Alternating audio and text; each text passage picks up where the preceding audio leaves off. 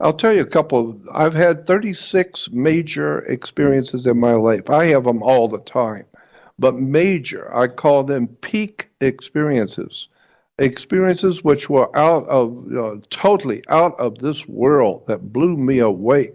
And I've had 36 of them. I've written them all down and try and remember them because I've had some pretty startling experiences. But let me give you an example of one. I haven't told, I don't think I've ever said anything publicly about it.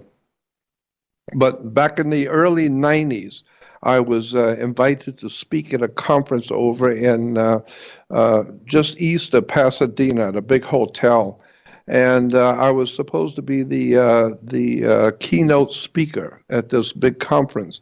And so the two guys putting the conference on, they called me one day and they said, Jordan, we're going over to the hotel that we're going to be holding the conference at next week, and we're just going over to kind of spy out the place and check it out. You want to go with us? And I said, sure. So I went with them. And as we're walking around in the big room, which holds like 500, 600 people, and they said, since you are going to be the keynote speaker, what do you need? Do you need a blackboard or a slide presentation? What are you going to do? And I said to them, no, here's what I want to do. I just want a table and a chair so I can sit in the chair with the table in front of me and have all my paperwork and documents and materials out on the table. And I would just address the audience like a teacher. I'll just sit at the table and speak to the audience. And so he said to me, one of the guys who put this show on said, okay, I'll tell you what we'll do. We'll put a guy on a bar stool behind you with a video camera, and he'll be right over your left shoulder, so that when you pick up a piece of paper and talking about it, hold it up in such a way that the camera behind you can zoom in on it. And we're going to have a closed circuit TV for the audience, so people will actually be able to read it with you. Mm-hmm. And I thought, well, that's a beautiful, great idea. So the following week, that happened. I was on for 2.5 hours as a keynote speaker, and it worked just fine. Well, when it was over, and at the end of the evening, when people were starting to go home, the guy who was sitting manning the camera behind me came over and he said, Jordan, would you come over for dinner tonight? My wife and I'd like to have you come over. And I said, sure. So I, he had been very helpful all day. So I went with him, and he lived in Pasadena at that time. And well, upstairs in a nice condo, and his wife was in the kitchen fixing something to eat, and he and I were sitting there talking about all kinds of stuff and UFOs and all that kind of thing. And after a few minutes, after a little bit, his wife came out, and she said to him in front of me, she said, have you told him yet? And he said, no, I wasn't going to tell him till after dinner. And I thought to myself, oh my God, you haven't told me what? I don't like, I don't like surprises. What are you talking about? Right. And he said, well, I got an ulterior motive for inviting you here. There's something I had to tell you. And I said, well, all right. And he said, I just turned 50 years old. But when I was 17 years old back on the East Coast, I think he said something like Massachusetts or Connecticut or something like that. He said, I was thumbing my way going north out in a summer after school. I was going up north to stay with my cousin for a week or so. And I was thumbing my way on the highway. And he said, an old man picked me up in a pickup truck that was so old and so falling apart. And he said, but the pickup truck stunk terrible because he had been smoking cigarettes, cigars, pipes. He'd smoke a chain if he could light it, and it just smelled bad. But he was old man, and his truck was falling apart. And he said, but I got in. And he said, as we were driving along, the old man began telling me everything about me and my family that was absolutely correct. He knew everything about my mom, my dad, his work, my sister, what I was doing in school. There was nothing this old man did not know. I mean, absolutely correct. And he said it was scaring me. I didn't know what to think of this old man and how he knew all of this. And he said when he let me out, when I finally got out, he told me everything I have told you up till now was to entertain you and get your attention. Now I'm going to tell you something important. Yeah, after you're 50 years old, you're going to be on the other side of this country. And one morning you're going to find yourself in a big hotel, in a big meeting room, and there's going to be a man sitting on the stage with a table and chair and a bunch of papers, and you're going to be sitting behind him with a camera. But that camera does not exist now, but it will then. And you're going to be sitting behind him with this camera. And he said, the guy told, the old man said, so that when he picks up the paper, people can see in the audience because of your camera. Now, when that happens, you tell the man sitting at the table, I put him there myself. I put him there. I decide what he will do and where he will go. I decided to put him there. So just make sure he understands I put him there. And I told you this, 35 years before it's supposed to happen, when you are 17, and it's not going to happen till after you're 50 years old. But you tell him I put him at that table and that chair. And so when he said that to me, his wife agreed. Yep, he's been telling that story for years. He didn't know it was you until today, when we're sitting there at the lecture today, and you're sitting there at the table and chair. And he said, I looked at my wife for the first time, and she's looking at me, and we both knew that prophecy has finally come true. And he says, I'm just telling you what an old man picked me up a long time ago, and he told me that you were going to be here on this day, and you were going to be doing what you're doing. And he said to tell you that he put you here. You didn't just happen to be here. How did you respond? I got up and left the house. Right. I got up and left, and I was shaking. I didn't know what kind of emotion I was having. It was just an incredible rush of adrenaline and fear, and tears come to my eyes because I didn't know what to make of it. And he came out and walked along the sidewalk with me. And finally, we turned around and went back in and had dinner, and that was it for the evening. But that frightened me, that incident. And that's just one of 36 other incidents just like that, similar to that. So that's the kind of thing that has happened to me. Yeah, who was the guy in the truck? Who, as you've looked back and reflected, who was the guy in the truck? I don't want to. The guy in the truck, I have no idea. Yes, I used to go up to Area 51, and just outside the base. You can't go on the base, but just in the same area as Area 51, there's a little town, tiny little town. The only thing that's there is a little grocery store and a restaurant and a hotel, a motel, restaurant, bar, restaurant, and a little mom and pop grocery store, and that's it. It's close to the box, right? The mailbox thing. Yeah. It's close to the mailbox, but the mailbox is 19 miles south. So the mailbox is 19 miles before you get to Area 51. And that little town, that little place is called Rachel, Nevada. Is a little tiny, little Mickey Mouse little restaurant, a motel, and a mom and pop grocery store, and that's about it. And so, but 19 miles before that, if you're coming from Las Vegas going up there, 19 miles before that is a mailbox, a very famous mailbox.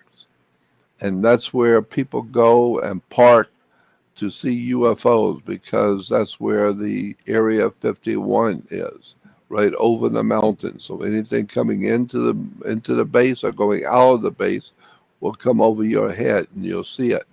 So it used to be a lot of people would go out to the mailbox.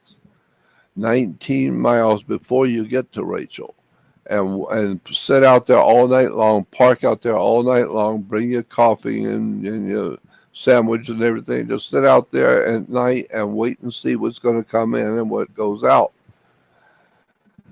So a lot of people were doing that, and finally the base moved their UFO operation north of Area 51. It's in an area called Railroad Junction, which is about 20. Yeah. It's about 20 miles north of Rachel on the highway. And that's where you go at night to see all the UFOs and all the UFO activity in the sky. Is it 20 miles north of Rachel? I have some look. I have some footage I put up of you there at Area 51 that I found on the internet. Yeah, it's interesting. That's a good picture. Yeah, and we can see you there quite clear there. Huh? Yep. With somebody else. Well, you see him driving and stuff, and then pointing at different places there. Yep. So you've been there. This is proof that you've been there. So people they think I used to give lectures and stuff. I used to give lectures at Area 51. I used to give lectures at the Rachel, at the big restaurant in Rachel, and there was a big restaurant there and a bar, and they used to have speakers, and I would go up and give lectures about UFOs and Area 51 and all kinds of strange subjects, and so I used to do that all the time. And we see you there having a nice cigar, enjoying. Huh? Yeah, so I was there one night. Excuse me. I was there one day, and we went out at nighttime. I asked Joe and Pat Travis, the owners of that little restaurant. Yeah. I asked them, where do people go to see UFOs? And Joe Travis said to me, you don't have to go anywhere. They know you're here. If they want you to see them, they'll show you. They'll show up. You don't have to go anywhere. And so, but Pat, his wife, said, well, if you want to go where all the tourists go, you go back toward Las Vegas. Goes back south toward Las Vegas, 19 miles. And right there at 19 miles, watch it on your speedometer, 19 miles, you will see a big mailbox on the side of the road. Park there at the mailbox. Just park there and get out and just sit and wait. And if you're going to see anything, that's where you're going to see it, at the mailbox. It became very well known, very famous, the mailbox. Everybody went to the mailbox because that's where UFOs and all that UFO activity was happening. So I got in the car, and I had with me a lady friend and my publisher friend from San Diego, a man and a woman. The man's in the back seat, the woman's in the front seat, and I'm doing the driving. And Pat said, go back toward Las Vegas, go south to Las Vegas, 19 miles until you see the big mailbox, and stop and park there. That's where all the tourists go. So we go out, and I'm driving, and it's about 10 o'clock at night. I'm driving out onto the highway, and I turn left, and I go north, not south. And I go north for 19 miles. And at the 19-mile marker, we slow down. I turn on the bright lights, and we slow down looking for the mailbox. And then the lady friend I had with me was a talk show host from Hawaii. Her name was Ivy West. And Ivy said to me, she said, wait a minute. We went north. We were supposed to go south 19 miles. We're going north. And I said, well, why didn't you tell me before? I didn't even realize it. Gosh. I didn't realize we were going north. And she said, well, let's go back, and we'll go back to the motel, and we'll go back out tomorrow night and do it right. I said, okay. So where we parked, we pulled to a park on the highway, and where I pulled, because I had to turn around and go back, and so where I pulled off the road, there was a wide dirt road leading off into the desert. It was Mhm. very level road leading off into the desert. And so Ivy and Paul, my Paul was my publisher friend from San Diego, and he and Ivy were my friends, and we were out there by ourselves at about midnight on the desert at midnight, 20 miles north of Rachel, in an area called Railroad Junction. And Paul and Ivy said, "Look, there's a road going out into the desert. Let's drive out there." And I said, "No, thank you. I don't want to drive into no desert, because it's just a regular car. I don't have Mhm. four. I'm not going to drive into a desert with just a regular car." And Paul and Ivy said, "Look, nobody's going to bother you. Nothing's going to happen. Just drive out a little bit. Just go out a little bit." So they kept whining and complaining. I said, "All right." So I drove out about 2 blocks, and then I felt something was very wrong. Something I had done wrong, and I felt it. And I stopped the car, and I said, I don't know what we've done here. We've done something wrong. I need to get out of here." And Ivy said there were no signs. There were no signs that says no trespassing or it's government land. There was nothing. We didn't see anything. You're all right. And I said, "No, we're not all right. There's something wrong. We've done something here, and I need to get out of here." So I turned around. I backed the car up and started to turn it around to go back to the highway. And I stopped the car. And Paul and Ivy kept saying, "Stop the car. Let's get out for a moment." And I thought, I don't want to get out. I want to get out of here. And so I finally stopped the car, and we shut the engine off, and we got out. And then we found out that the whole sky was overcast. There was no light at all, no moon, no light, period. That was totally black. And when something is totally black, one little light you will see immediately. And while we were standing out there in the total black, we saw the cloud from the south of us opening up. It was opening up, an opening in the cloud, and two beautiful, glowing uh, Objects. objects, whatever they were. I don't know, but they were round, circular objects, and they were glowing bluish white light objects. And as those two objects came in, they weren't flying quickly. They were just moving slowly. And as they came through and they were reflecting their bluish white light off the clouds above them. So as they came in, we were fascinated with these beautiful bluish white light circular craft over our head. And while we were looking at them, 5 more came in behind them. Now Wow. there's seven Wow. bluish white discs, each one about the size of a full moon, not a little light, a full moon size over our heads, 7 of them. And they're glowing bluish white. And they were doing all kinds of strange maneuvers. They would quickly maneuver all over and jump around. And we were fascinated watching their maneuvers, what they could do. And they would change places instantly in a blink of an eye. In a blink of an eye, they'd change, and then they'd bloom, boom, boom, boom, and then blink of an eye, they'd stop again. And I thought, wow, man, did you see that maneuvering? And I kept thinking, we humans don't have that kind of technology. I don't know how they do that. And so we watched until I finally got scared.